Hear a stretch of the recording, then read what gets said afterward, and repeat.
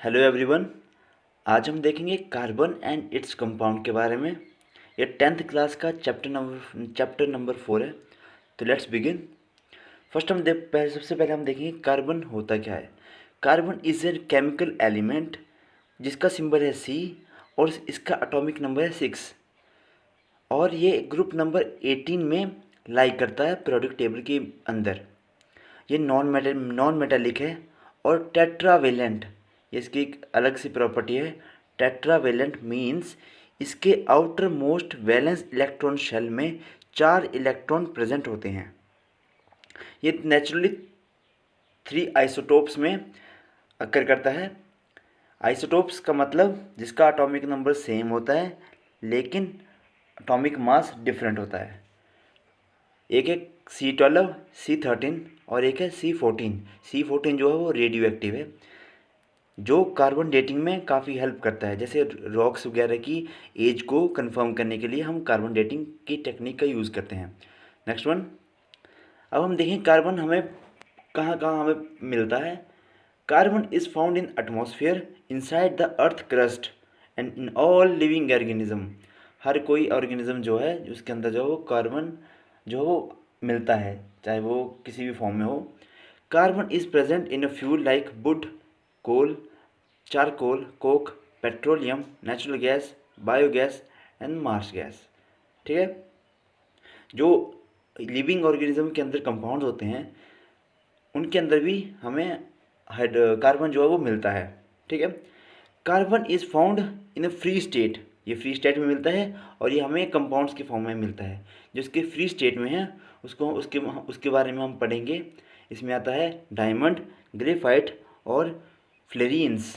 Okay let's. अब हम देखेंगे कार्बन की बॉन्डिंग। जैसे हमें पता है कि इसका एटॉमिक नंबर है 6, तो फर्स्ट ऑक्टेट में आएंगे 2 इलेक्ट्रॉन्स, अगले में आएंगे 4 इलेक्ट्रॉन। जो 4 इलेक्ट्रॉन है ये इसके वैलेंस इलेक्ट्रॉन है, क्योंकि इसको कंप्लीट करने के लिए इसको 4 और चाहिए, यानी कि टोटल 8 चाहिए।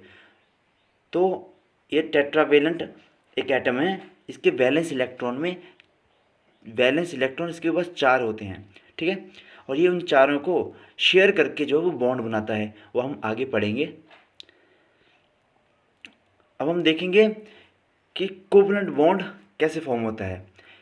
जैसा हमने पढ़ा इसके पास, कार्बन के पास 4 वैलेंस इलेक्ट्रॉन होते हैं।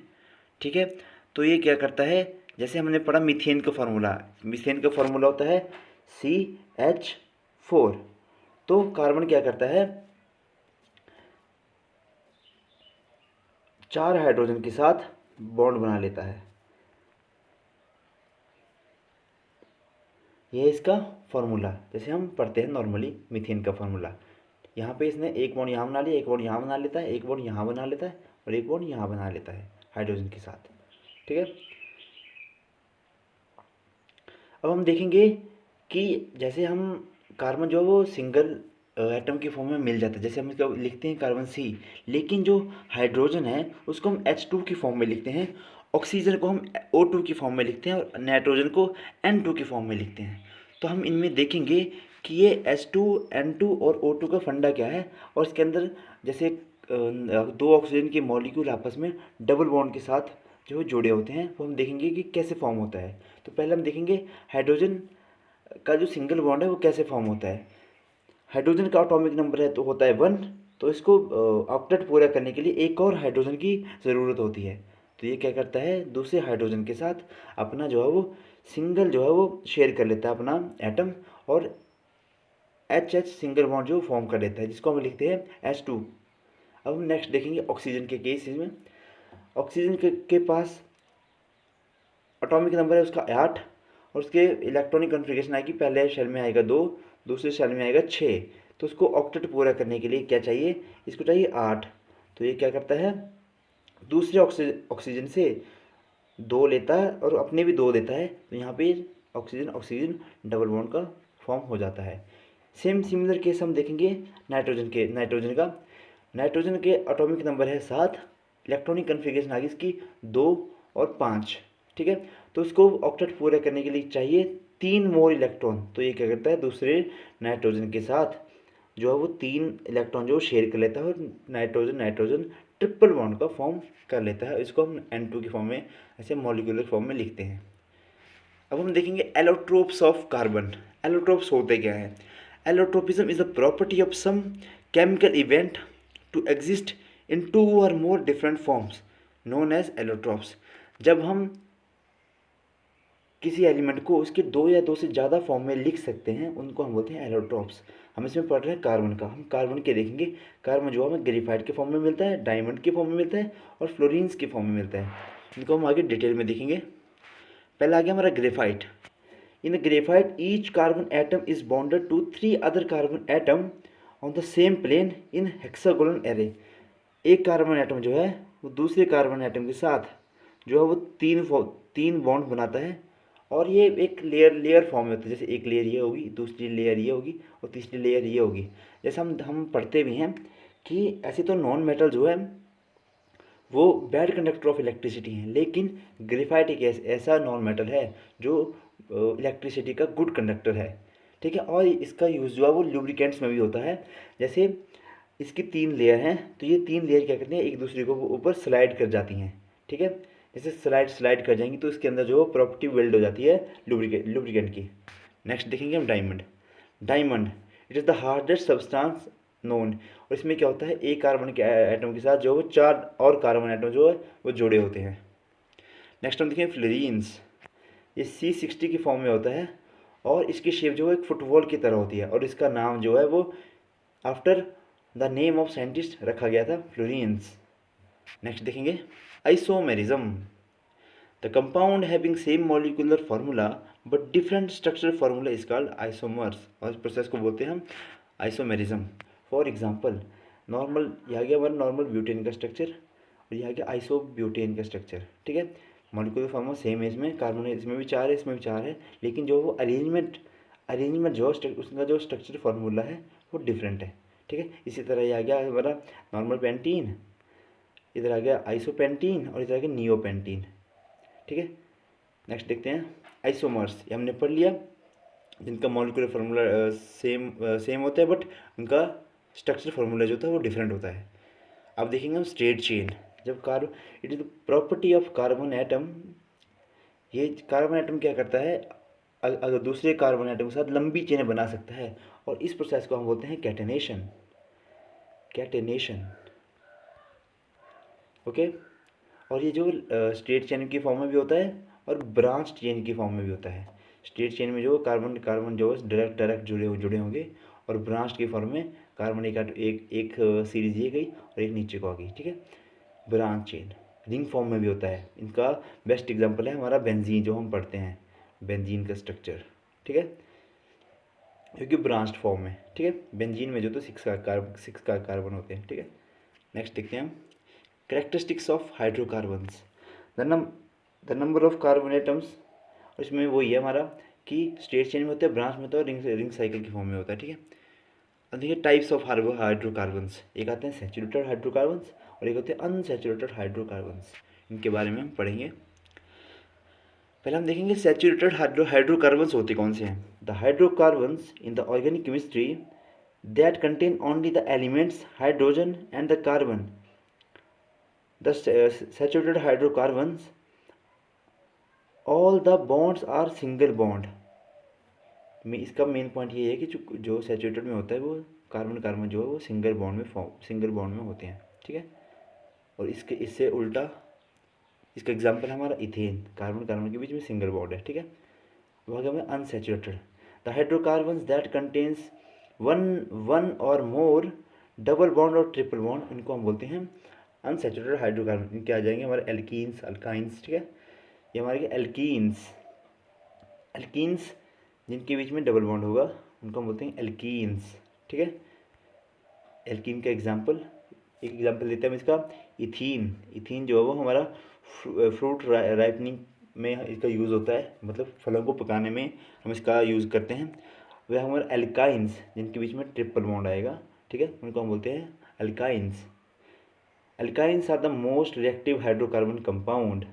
दे produced extremely high temperature while burning. जब इनको जलाते हैं तो इनसे जो है वो काफ़ी हाई वो रिलीज़ होता है। ठीक है, अब हम देखेंगे कि जब हम नॉमेनक्लेचर करते हैं किसी भी हाइड्रोकार्बन का, ठीक है, तो उसमें कुछ सुफिक्स और प्रीफिक्स लगाते हैं। प्रीफिक्स मतलब किसी नाम से पहले और सुफिक्स मतलब किसी नाम के बाद। ठीक है, ये हमारे पास कुछ प्रीफिक्स हैं जो हर किसी नाम के बाद लगते हैं। फॉर एग्जांपल हम पढ़ते हैं इथेन, इथेन का इथ आ गया, मीथेन, मिथ का मिथ आ गया। ठीक है, जब कार्बन कार्बन आइटम 1 हो, सिंगल कार्बन आइटम हो, उसको बोलते हैं मिथ। जब कार्बन आइटम 2 उसको बोलते हैं मिथ। उसके बाद 3 हो उसको बोलते हैं प्रोप। 4 को but, pent, hex, hept, oct, non, dec. ये हमारे कुछ नॉमेनक्लेचर में हम इनको यूज़ करते हैं कि नंबर ऑफ कार्बन आइटम कितने हैं। ठीक है, स्ट्रक्चर ऑफ अनसैचुरेटेड हाइड्रोकार्बन, जो हमने सैचुरेटेड पढ़े यानी कि सिंगल बॉन्ड वाले पढ़े, उनका हम देखेंगे उनका स्ट्रक्चर कैसा होता है। ये हमने पढ़ा मीथेन, CH4 इसका फॉर्मूला था, हम तो ऐसे रिप्रेजेंट करते हैं। ठीक है, टेट्रावेलेंट, हम इसमें हम सिंपल बात ये याद रखेंगे कि कार्बन जो वो टेट्रावेलेंट है तो इसके आसपास जो वो 4 डंडे होंगे ही होंगे। ठीक है, हमने पढ़ा फिर ethane carbon atom 2, propane carbon atom 3, butane carbon atom 4, pentane carbon atom 5, hexane मतलब 6। इनका स्ट्रक्चर यहाँ पे दिया हुआ है। नेक्स्ट हम देखेंगे functional group. In organic chemistry functional group are specific group of atom with in the molecule that are responsible for the characteristic chemical reaction of those molecules. Thus, same functional group will undergo the same or similar chemical reaction. ये हम इनके बारे में पढ़ेंगे कि functional group होते क्या हैं। ये जो है वो जो कार्बन की चेन होती है, मतलब जो हाइड्रोकार्बन है उन्हीं में कहीं ना कहीं खुद को अरेंज कर लेते हैं। उनके अकॉर्डिंग इनका नाम भी पढ़ेंगे हम 10th क्लास में। जो है हम इनका सिर्फ नॉमेनक्लेचर देखते हैं। ठीक है, नॉर्मल सा। अब हम देखेंगे फंक्शनल ग्रुप होते क्या हैं। जैसे मैंने आपको बताया, एक होता है सुफिक्स, होता है प्रीफिक्स। सुफिक्स जो है वो नाम के एंड में लगता है और प्रीफिक्स जो है वो नाम के पहले लगता है। हमारे फंक्शनल ग्रुप में हमारे पास एल्डिहाइड, ठीक है, अगला है अल्कोहल, कीटोन, कार्बोक्सिलिक एसिड और हेलोजन। ठीक है, एल्डिहाइड में हम सुफिक्स लगाते हैं Al और इसकी पहचान जो हो लास्ट में जो हो हमारा CHO जो हो लगा होता है। ठीक है, फिर आया हमारा अल्कोहल। इसमें इसकी पहचान क्या है कि इसमें जो है वो OH जो है वो हमें दिखता है। जो हमारा हाइड्रोकार्बन की चेन है वहाँ पे OH जो है हमें दिखता है लगा हुआ। ठीक है, अब हम आगे आया हमारा कीटोन। कीटोन में क्या होगा, कीटोन में क्या होगा हमारा डबल बॉन्ड O जो है वो हाइड्रोकार्बन की लंबी चेन के कहीं बीच में लगा होगा डबल बॉन्ड O। ठीक है, इसको हम बोलते हैं कीटोन। फिर लास्ट में हमारा है कार्बोक्सिलिक एसिड। ठीक है, और इनका हमारा सुफिक्स भी देखते हैं। इसमें अल्कोहल में लगता है ओल और कीटोन में लगता है हमारा ओन। कार्बोक्सिलिक एसिड, इसमें क्या होगा डबल बॉन्ड O भी लगा होगा और OH भी लगा होगा। ठीक है, इसकी पहचान यही है। ठीक है, कि कार्बोक्सिलिक एसिड में हमारा ये जो लगा होगा। ठीक है, एल्डिहाइड का हम कुछ एग्जांपल बताता हूँ मैं आपको। एल्डिहाइड में आ गया हमारा मिथेनल, इथेनल। अल्कोहल में आ गया हमारा इथेनॉल, ब्यूटेनॉल। ठीक है, कीटोन में आ गया हमारा ब्यूटेनॉन, प्रोपेनॉन। कार्बोक्सिलिक में आ गया हमारा acetic acid CH3COOH, methanoic acid बोलते हैं उसको। ठीक है, हेलोजन्स, हेलोजन जो है वो प्रीफिक्स में यूज़ होती है, मतलब ये ना किसी हाइड्रोकार्बन की चेन में जो है वो इनका आगे लगते हैं, मतलब इनका नाम। और इनकी पहचान क्या है, जैसे कार्बन की लंबी चेन है। ठीक है, और कहीं ना कहीं जो हमारा हेलोजन ग्रुप्स, हेलोजन में कौन कौन से आते हैं हमारे क्लोरीन,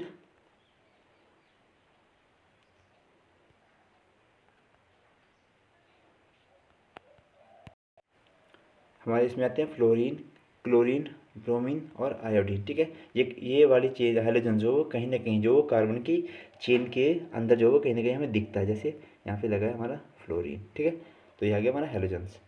नेक्स्ट हम देखेंगे होमोलोगस सीरीज। इसमें कुछ भी नहीं है, इसमें यही है कि जो हमारा हमने पढ़ा जैसे मिथेन, नीथेन, प्रोपेन, ब्यूटेन जो है ना वो आपस में CH2 के बेसिस पे डिफरेंस होगा। फॉर एग्जांपल मीथेन में CH4 है और इथेन में CH2 है। ठीक है, तो इन दोनों में हम डिफरेंस देखेंगे तो हमें CH2 का डिफरेंस मिलेगा इनमें। ठीक है, नेक्स्ट हम देखिए कुछ chemical properties of carbon compound.